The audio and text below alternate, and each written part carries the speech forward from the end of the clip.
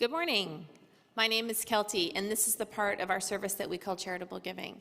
It's an opportunity for me to share with you a little bit about how we fund Friends Church and the fact that we are an entirely self-funded organization, meaning that all of the money that it takes to keep the lights on, have the instruments, have the video, and do all the great things that we do in the community comes from our community. There are several ways that you can give to the community. If you're new here, just hang out and feel free to take a listen. If this is the place that you consider home, I would urge you to check out our website, where we have a few options. There's a one-time donation that you can make. What is happening? It's like you're the first people I've talked to this morning, which isn't true. There's a one-time donation that you can make. There's also something we call pre-authorized giving, which we really like because as an organization, it allows us to understand what the money flow looks like so we can budget better. And really what pre-authorized giving is that it's an opportunity for you to say each month that you would like to donate a certain amount of money to Friends Church. That automatically happens through your credit card, and then we issue you a receipt at the end of the year that you can use on your taxes. There's a few other options there. If you're old school and like a check, we can take that too. Any of those types of things are available through that. One other thing that I wanted to mention this morning is in a couple of weeks, we have another community lunch coming up, a really great opportunity to bring folks that tend to watch from home or tend to listen on the podcast back in to meet some of your friends and the community here. For those of you who are here, great chance to actually hang around afterwards and chat. One thing we do ask, though, is if you please would sign up. It gives us a hint as to how many people are coming so we can make sure that we have enough food. Have a great Sunday, and Jeff and I are going to try to figure out how to lift this table full of rocks onto the stage now. Thanks, Kelty. Okay, so there's a couple things that we're gonna get this up on stage. Thank you. I'll put these up here. We'll do this, and then if you want to grab that end, and I'll grab this end. Sounds good. Boom. Okay, there we go. We're good. Okay, I'm just going to slide this back here for now. Thank you, Kelty. I want to pull an audible, if that's all right. That's kind of football talk for being on the line. You see something develop, and you go, you know what? Change of plans, folks. We're going to change the play right here, right now. I want to tell you a little story that I heard a month ago, I'm guessing. I came into the service on Sunday, just like you guys are all here today, and I ended up having a conversation with someone that it took my breath away. It floored me. And I said, we got to tell that story.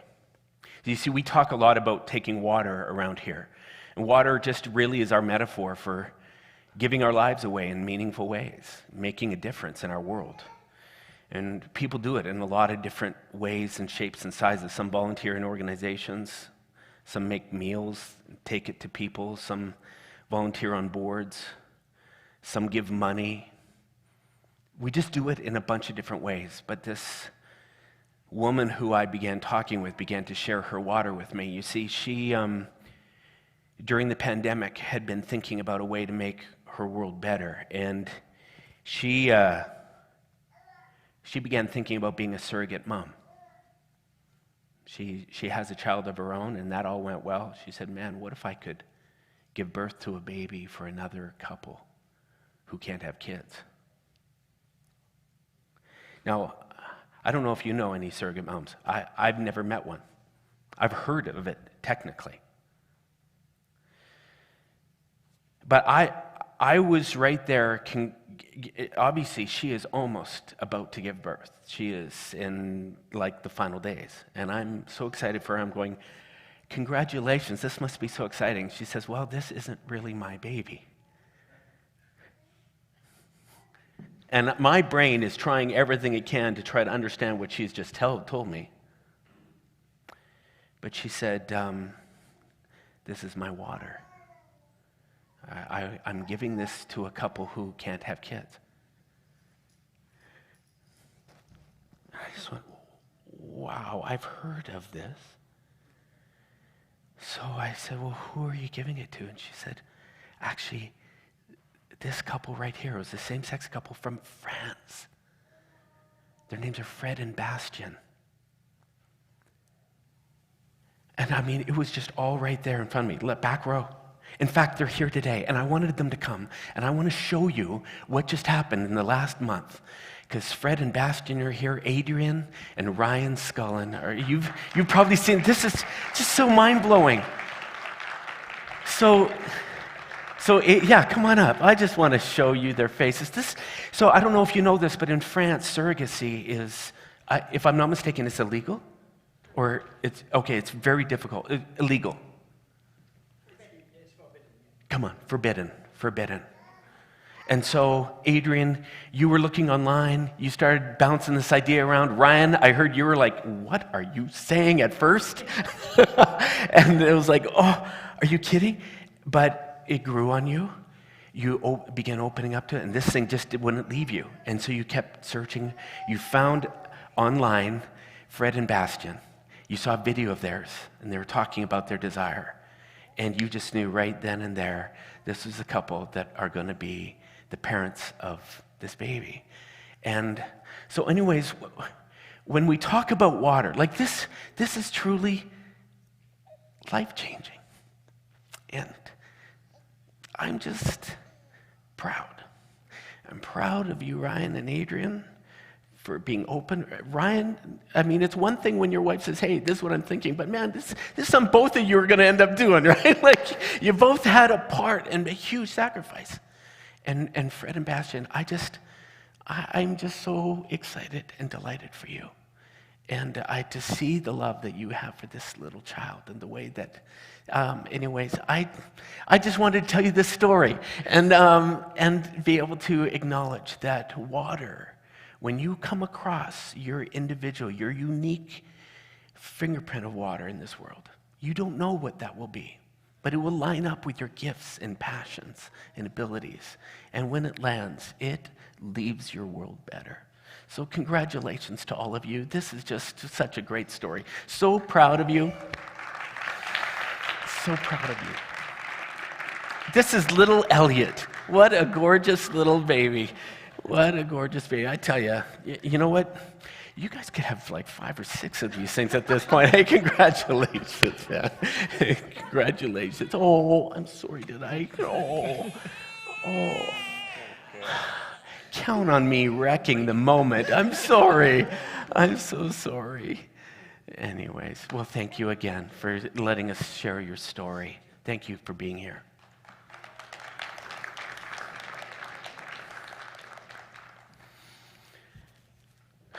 Okay. I think that's a story worth telling. And as you find your different unique ways of telling your story, I hope, or of finding your water, I hope you'll share it with us. We celebrate every shape and size of impact that you make on your world. Get that there. I don't know if you remember this, but back in 1990, the Alberta government announced that there would be a long weekend in February devoted to Family Day. It happened in 1990. They said the Monday, I think it's the third Monday in February, we would deem it Family Day. It'd be designed to give families a day off to be able to celebrate kids and community and relationship. At the time, in 1990, Kathy and I, we didn't have kids, so it was a day off, which was great. It didn't really have any significance, but later, as we began to have boys, there was a 1 year where friends of ours said, hey, did you hear about Kananaskis? The lodge there puts together this incredible Family Day experience for families, and we hadn't heard about it. They said, it's amazing, you need to come out. So we did. We planned and we booked a hotel, and our family went out with a couple other families. And I have to tell you, it was pretty magical. I don't know if you've been out there, but in the lodge there in behind, they've built this big arena. I mean, it has boards, it's great. You can play shinny hockey out there, which was great for us. Our kids were skating at that point. They had big toboggan hills built in the back. They had candy apples rolling in the open square there, and big fire where they're roasting marshmallows. They had hot chocolate going. It was just like a Disneyland, an Alberta Disneyland out there. Our kids had such a ball. We went so hard outside, skated our butts off and tobogganed and ate, and then we went inside and swam all night. Pizza. Man, we came back from that weekend. And we were driving back, and we just said, man, now that was a family day weekend, hey? That is something that would be worth repeating. And the boys are like, yeah, for sure. Next year, we did it again. This couple said, hey, are you guys in? We said, yeah, we're in. We did it again. We did it twice. And then just got busy, I think. And it didn't happen again. We look back at that, we're just like, oh, why did we quit that? You know those experiences that you can have in your life where you just go, oh, was that not worth doing again? You know you've had those. I talk to people all the time. There's family that they've been disconnected for so long, and then all of a sudden they have this reunion. And they're all of a sudden, they have such a great time, and they're going, okay, why did we wait so long to do this? We have to get together again. Maybe you've been planning a trip out in the mountains, just hiking, getting away, time for yourself, and finally you do it. And you have those moments of just, you're on the drive back and going, okay, I can't wait so long before I do this again. Some have talked about retreats that they've gone on, personal retreats. They allowed themselves to sit in solitude by themselves and journal and reflect on their life. They said it was life-changing. It's something I got to wire in. I got to do that again. Oh, man. Some people have talked about volunteering forever. Finally, they go and do it. And it floated their boat. They saw the difference they could make. They felt this tangible experience, and they're going, okay. That I can't wait so long. Whatever it was, I think we've all had those experiences that just left you in such a better place, that reeked of significance and meaning. And you went, this is what I want my life to be about. I got to do that more.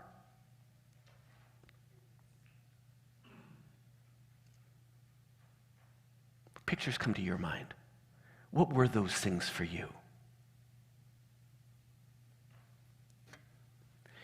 But if you're anything like me, though you've had these moments when you knew down deep, that is something that must repeat again and again.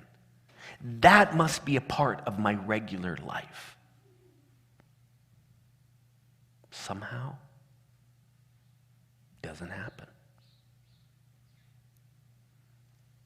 Somehow I got caught up with other stuff going on. I got distracted by other good things. Situations that arose that just made me cancel a whole bunch of stuff. And sometimes it's not like it was even bad stuff that came up. Sometimes it was like a squirrel pops up that looks really fun, and I go, hey, I think I'd rather do that. How many of you ever got caught doing that? I think I'm going to chase that one. Oh, no, this one over here.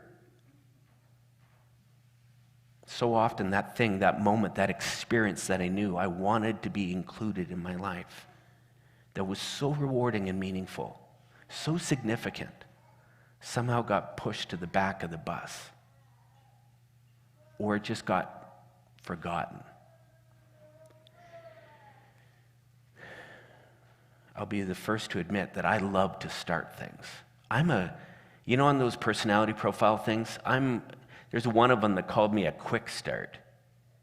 I'm a quick starter. I'm an early adopter. Someone says, hey, I got an idea. And I go, really? What is it? And they say, well, here's what I'm thinking. I go, I like that. Yeah, let's go. Let's do that. And it's often Kathy that's going, Jeff, we have these plans. Let's see about changing those plans. All of a sudden, the plans I had get boring, and I'm on to the next thing. I actually, over time, have watched myself quickly abandon a set course to be able to adopt a new, shinier course, or what I think is a more improved course. I'll get involved in a project, and it's just like, oh, shoot me now, this is just boring. And I will leave it. It's a part of my nature and my personality that probably I'm most insecure and ashamed of. You got to know, I don't share this very easily here today. I wouldn't want you to know this about me, because it often feels flaky, and I hate that. I wish I could just set the course and go, but there's a part of me that struggles. So you got to know that this series that we're beginning today has me really nervous, because essentially this entire series called In the Groove is about this very thing, preventing the very thing that I most naturally find myself doing at times. Finding ways to consistently engage in the most meaningful practices and behaviors and events in our lives. And by meaningful practices and behaviors, I'm not just talking about the fun and exciting stuff that you engage in, but sometimes the important stuff that isn't fun, that's difficult sometimes, that is awkward sometimes, that's hard sometimes, but it leads to very significant impact in your life, in other people's lives, in relationships, in careers. We're talking about the things that keep us on track, that lead to the most meaningful life. Building the systems that prevent getting sidetracked, forgetting, losing sight of what is most important. Systems that could prevent us perhaps from having to settle for something that's okay when we could have had something so much better. Am I alone in the difficulty of having to stay the course on something that's really hard sometimes? Is there anyone else out there that has ever abandoned course, has gotten distracted, like chasing squirrels? I hope not. I know there's probably some people in here, you just naturally, you do this flawlessly. You just map out your plan and you just do it. You don't get deterred by nothing. You have a way to focus yourself on the most meaningful things. You can't imagine your life experiencing any more meaning than it already is right in this moment. My forehead's getting itchy right now. No, I'm just joking. If that's you, hey, I'm really, truly happy for you, honestly. I mean, I couldn't be more happy for you.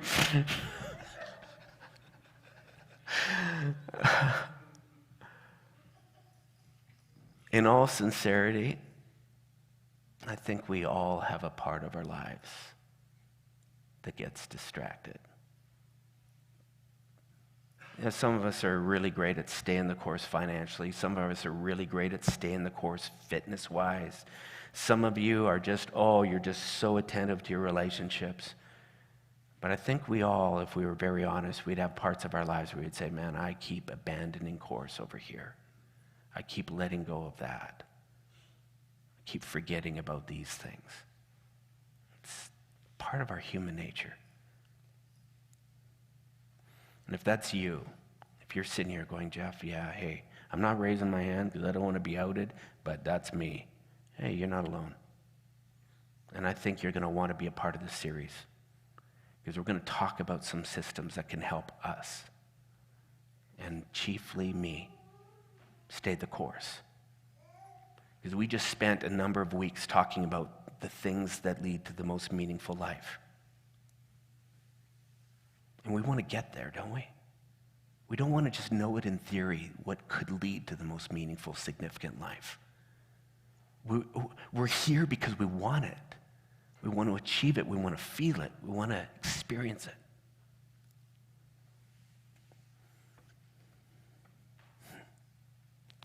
In a perfect world,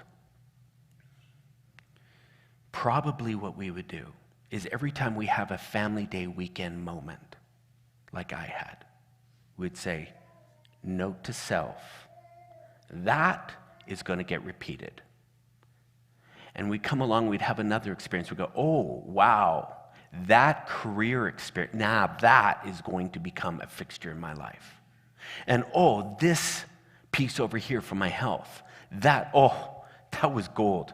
And we'd just be continually curating the most effective experiences and behaviors and events. We'd just start pooling the best of the best, and we would just somehow make sure that our lives would just be doing these things, wouldn't we?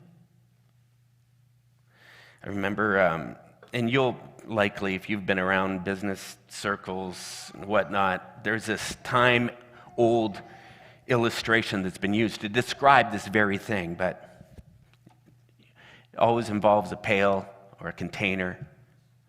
It involves rocks. The container represents the time that you got left in your world. Now, we don't know how big each of our containers are. For some of us, without us even knowing, our container is very short. That's a sad reality. We don't know. For some, you're going to be around a long time. Your container's really big, but we don't know. But within the time that we got left on this world, there are different things that we will do that represent time amounts. And we will spend our lives doing them, right? These little rocks represent all the different things that you could end up doing. Man, I gotta get groceries. I gotta pick up the mail. I gotta mow the lawn. I'm gonna spend a little time watching TV today. I'm gonna do that. Oh, shoot, I forgot. I gotta head down and see so-and-so about that event. Okay, we'll do that. I got a concert I want to be at. Yeah. And so these things just are little time amounts, but they're all the random things that you can end up filling your day up with, right? The traditional example that is used, right? Stephen Covey made it really popular. He just said, okay, so you have all those random things, but then you got the big containers of your life, the really important things. Perhaps you got a rock that spells out your family.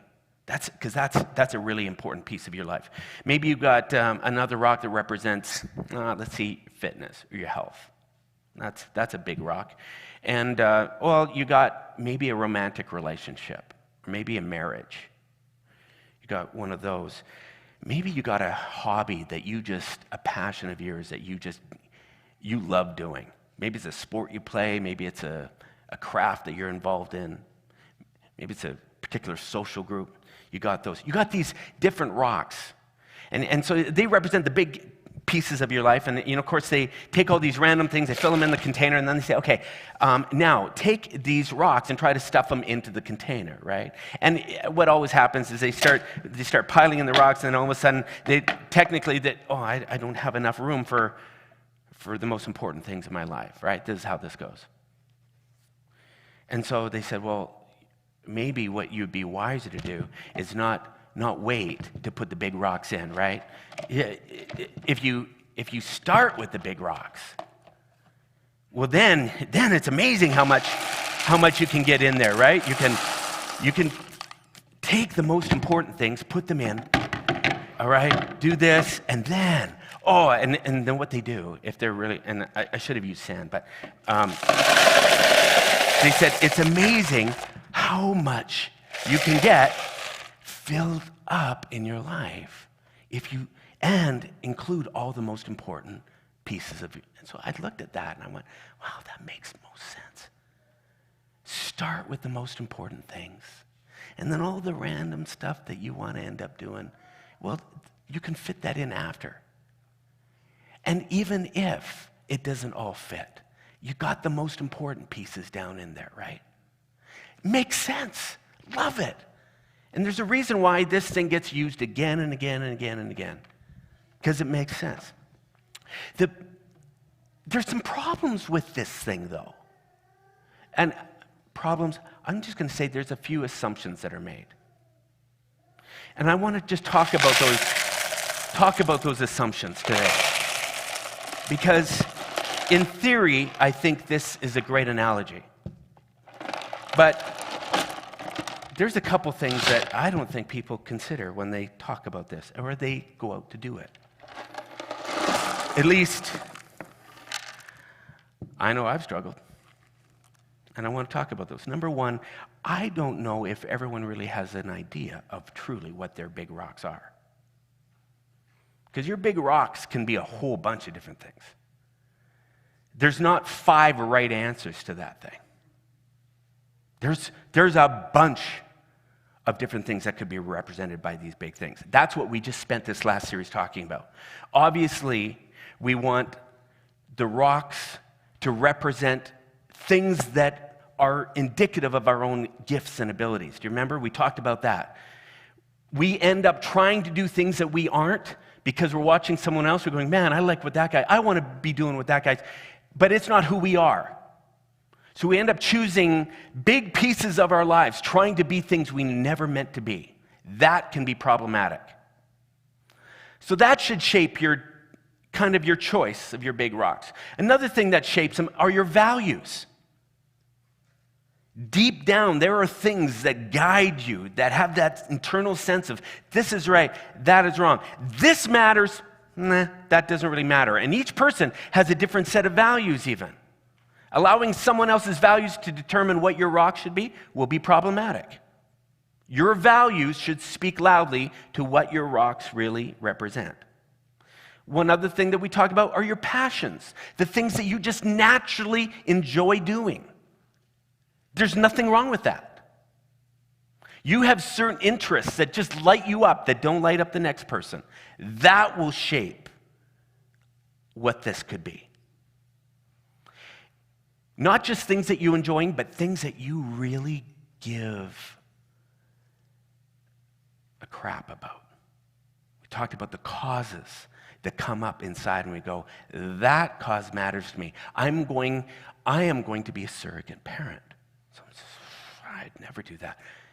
Not your problem. But that's Adrian's problem. And that problem took a ton of sacrifice. That shaped one of her big rocks. So knowing what your rocks are before you can even put them in the container is a big deal. And when you haven't done your work there, just make sure you put your big rocks in. Well, that's great. Just as long as you know what they are. There's a lot of work needing to be done to get to that point. But let's say you know them. Let's say you've got identified what the big priorities, the big things are in your life. Let's say you put them in there. Now, the second assumption is that you're actually going to do something about them. Because I've identified my rocks before. But I have often found myself looking back at a chunk of time saying, somehow, these got all my time. How does that work? There's an assumption that just because you say, these are the ones that are I'm going to put them in. Here's what I find happening. This is so strange. But if on my best days, I will look at this upcoming month and I'll go, what are my priorities? Family, yeah. You know, it was interesting. Last weekend was it last weekend? Thanksgiving. Yeah, last weekend. It's a blur. Obviously, it was very important to me. No, it was. No. And so I had family come in. We planned this big thing on Saturday. We all got together at my sister's place. Family's a big piece of my pie. And so Thanksgiving weekend, all right, we're all coming over there. Okay, and then a whole bunch of family are coming over to my place on Sunday, and we're going to do a big turkey dinner. And you know what happens in my head? I don't know if this happens to you guys, but my family box checklist, check for October. Thanksgiving weekend. Done. Man, oh man, this has been great. Hey, I love seeing you guys. And then it's weird how that weekend goes. In fact, the end of the month goes. And what happens? I kind of do that as I look to the next month. And I go, okay, what do we got for November? There's no Thanksgiving in November. Well, yeah, I'm not American, all right? Yeah. So I look at this blank calendar and I go, oh, wow, I got lots of opportunities here. What's it going to be?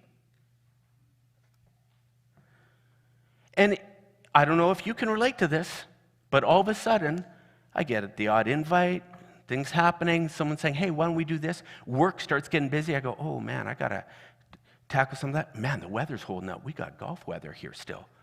And hey, let's throw in a little bit of this. Oh, I got a little time for that. It's not that I don't value these things, but as I'm looking to these open slots in my calendar, it's amazing how easily my life begins to get filled up with a ton of good things. And without even realizing it, some of these things are sitting there. I value them. But the empty calendar, the new start, sometimes it's the new year, whatever, it just doesn't automatically drop these things in there. It's almost like there's some kind of mechanism that's needed to intentionally find the things, the specific things. Like these are nice containers, but the specific events that wire in the time. Does that make sense?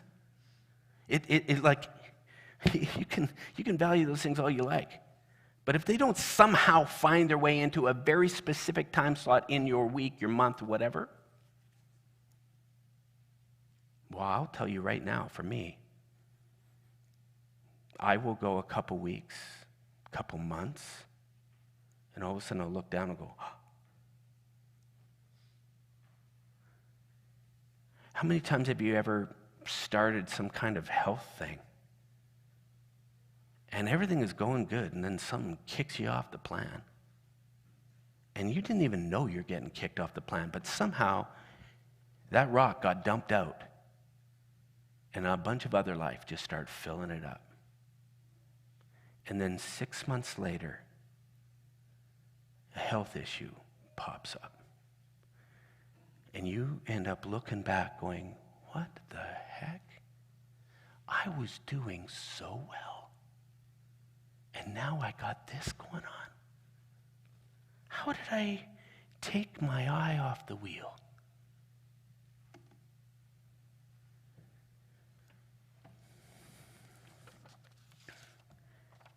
It's like we need a system for wiring in the big rocks. Something that just continually has us going, no, that's going in. Whoa. Let's get those things out. Let's get these back in. We need a system. What kind of system could that be? I want to talk about these systems. Next month, I'm going to have a couple buddies. Actually, they'll be calling me any minute, any day now. Because November 1st marks the beginning of Movember. How many are familiar with Movember?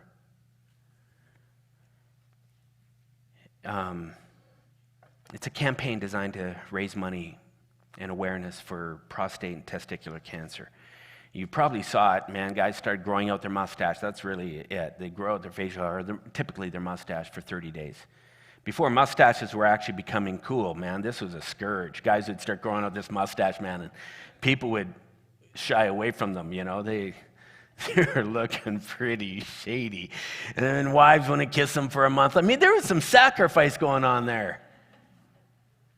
But for some who had been touched by this thing, or had family who had been, or friend who had been, became a very meaningful thing. But this has been a masterful campaign, because they wove it, hardwired it into a very particular month of the year. For those people who become passionate about Movember and what it's doing, as soon as they open up their calendar year, they can go right to November, and they mark that thing off. They go, no, that's that month. I already know what I'm doing there. For years, our family took a vacation every summer on the last week of July, first week of August.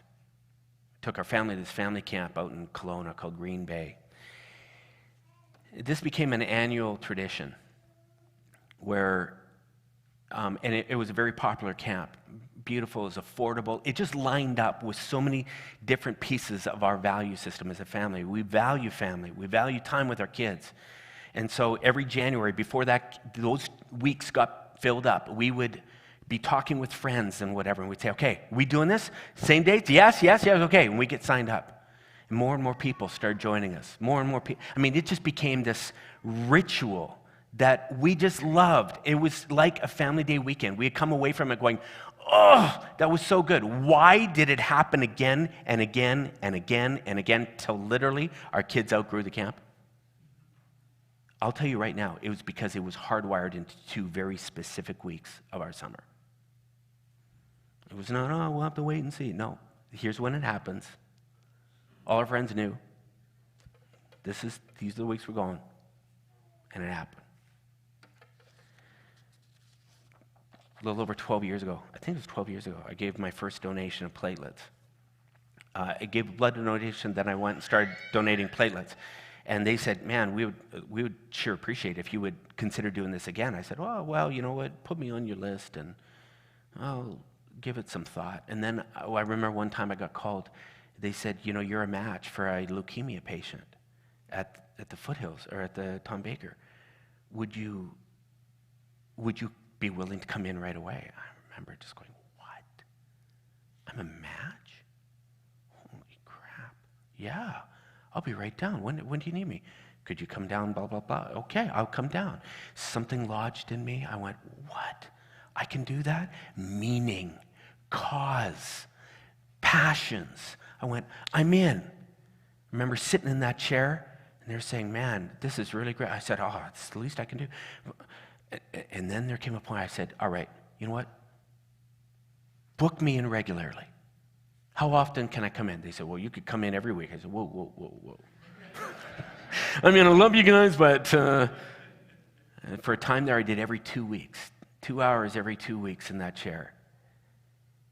And then life gets busy, and I say, okay, I got to back this up. But I remember the first time, and I told this lady who does all the scheduling, she sent me the email. She says, here's all your dates for the next week. I remember looking at it going, holy crap, I'm signing up for that. And it was something, that specific 2-hour slot every Monday morning for a long time. Now it's 11 o'clock Saturdays every month. It just gets hardwired in. Why? Because it is just automatically written into my calendar. They call it ritualizing. You can say, well, you're just using your calendar. It's a fancy word. It's ritualizing. And it's been around for a long time. We just finished the Jewish High Holy Days here. And some of you helped us turn chairs. There was a lot going on. This place was packed out from the Jewish community. Every year, on a very specific date, they celebrate Rosh Hashanah. It's their Jewish New Year, the Jewish calendar. There is no questioning whether that ritual is going to happen. It is happening. Just much like we know that December 25th, there's a pretty big celebration going down in the Christian tradition. Right? Every end of March, beginning of April, there is an Easter weekend that happens with regularity. Why? It's woven in. Every year when that calendar opens up, they just go right to it and say, this is the day, this is the weekend. Good Friday, Easter Sunday, woven in. Something happens when it gets that specific, when something gets ritualized where you go right there and then. It wasn't just annual stuff that went down. They had something called Shabbat. This was Sabbath. It happened once every 7 days. Beginning of Friday night, they'd have a meal, and then it would begin. All of Saturday, you were to do no work and force rest. There was no wondering, oh, is that today? Oh, I'm sorry. No, you knew. Sabbath was set aside. Day woven right in. Now, we have taken it beyond that. Modern circles now, right? We've started this process. I hear couples say, every Friday night is our date night. Come hell or high water, we're making that happen. I hear people having daily rituals. For some, it's I wake up, I take my vitamins, I do my morning journaling. I have a morning routine that I go through. I hear people, they've ritualized it. This is what I do. Some have a bedtime ritual. I wash my face. I go in. I give my kids a hug. We sit and read a book. I pray over them. All these different little rituals that we build in, not realizing just how important of a role they actually play in the grander scheme. And not just that one little ritual, but that process of saying, here's what I do at this time. This right here is a spiritual ritual that went away for a long time. And I don't know about you, but when you take a ritual that you're doing on a regular basis, it's just like clockwork. This is what I do. And then you take it away. It's like, whoa, what am I doing with this time now? We went 2.5 years where so many rituals got pitched out the window. And now we enter this new stage of life where we're going, okay, so what fits now? What am I going? And if we're not careful, we build a whole bunch of rituals around a bunch of stuff that ain't having anything to do with these things. This is our fear right now, is in the redesign of our lives. We haven't thought deeply enough about what it takes to keep these things in there.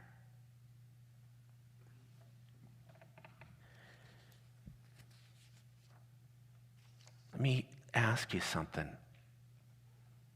Have you thought about these things very much recently?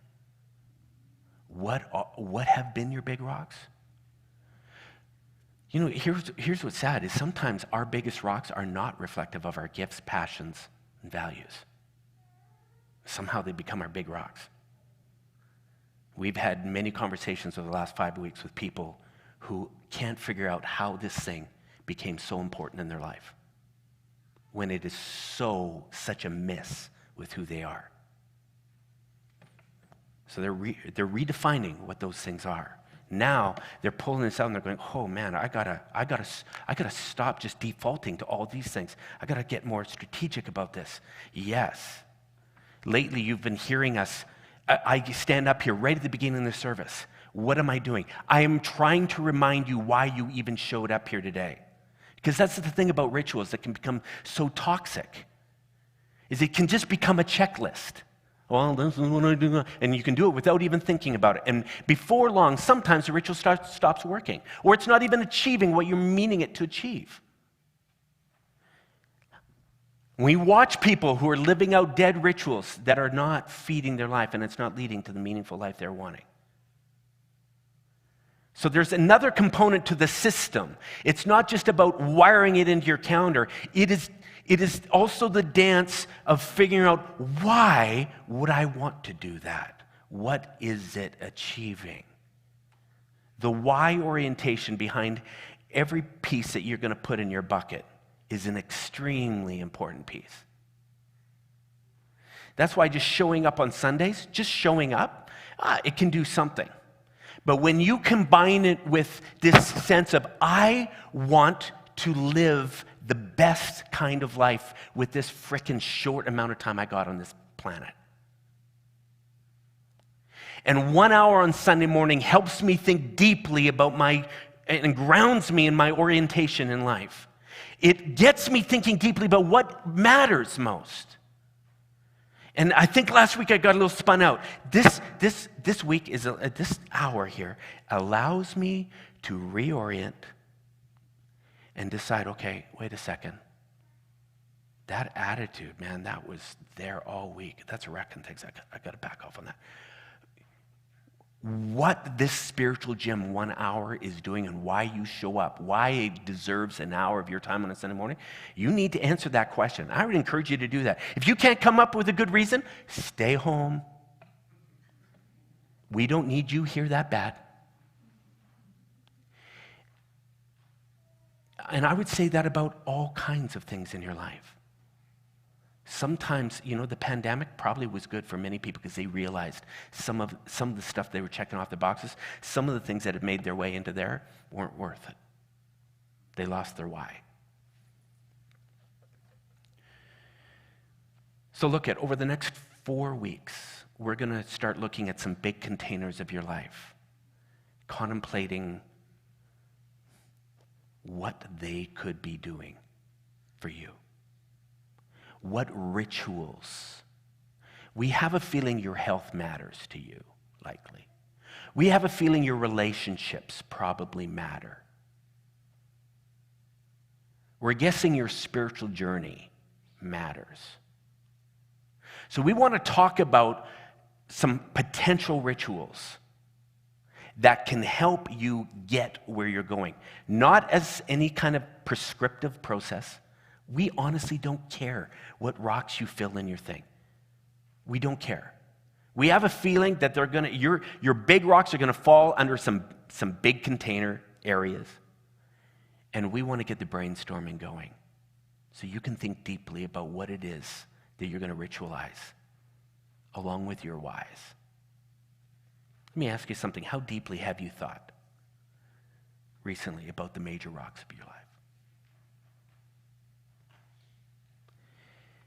How well do you know what kinds of things you need to prioritize?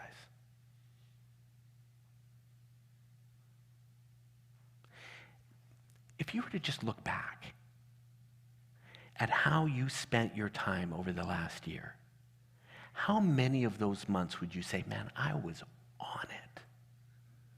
I was doing the best things. And I wasn't wasting time on stuff that I knew in the end I was going to regret. If you can't say, well, that was me. If that was you, take this series off. I'm just going to tell you that right now. All right? You're saying, oh yeah, straight A's. Stay at home. But if that wasn't you, I'm going to invite you back over this next little bit. What has your relationship been with ritual building? I'll tell you what my relationship has been with ritual building. I get skittish around it. I don't like getting hemmed in. I don't like writing out all my stuff that I got to get done for the next month. I get claustrophobic. I go, oh man, I don't want to commit to all that. What if something better comes along? Right? But I tell you, my life has been marked again and again by me settling for something that was okay when I could have had something that was the best. And when I get really clear on what my rocks are, and I figure out what the rituals would be that would get me to really keeping these things at the forefront of my life, informing how I'm going to spend my time and my energy, that does lead me to the best life. Doesn't mean that you can't change them up. Doesn't mean that you can't alter plans. But man, if they're done in an intentional way, it's all good. So when we mindlessly start leaving this shit out of the container. All right. We're going to cover some big containers. I would hope that this week you would just give some thought to the kinds of things that you wire in to your schedule on a regular basis. to make sure those things get in? Just give that some thought this week. Like if you look, we're about to start, okay, it's the 16th of October, but let's just say we're approaching the end of November, or end of October. And you got a wide open month this November. I'm having a tough time saying this. How much of that month have you really thought about in terms of the time that you'll spend to get this done? I hope you can say, oh man, I got a lot. But if not, I want you to just start thinking about how you would. What that process looks like as you turn the page of each month or each day or each week. How do you keep alignment? And we'll get into it next week. Thanks for your time this morning. Hope you've enjoyed this. Hope it's been helpful and not just entertaining as I share my weaknesses, jerks. I pray that 2023 is one of the most unbelievable years for you and me. That you will look back on it and go, man, yeah, I maybe missed some moments, but boy, I didn't miss many. My eye was on the prize. I gave the most important things in my life the time they deserved. That's my prayer for you. That's where we're headed. So, with that in mind, get out there and spend your time wisely. Think about your rocks. We'll join you next Sunday. Cheers.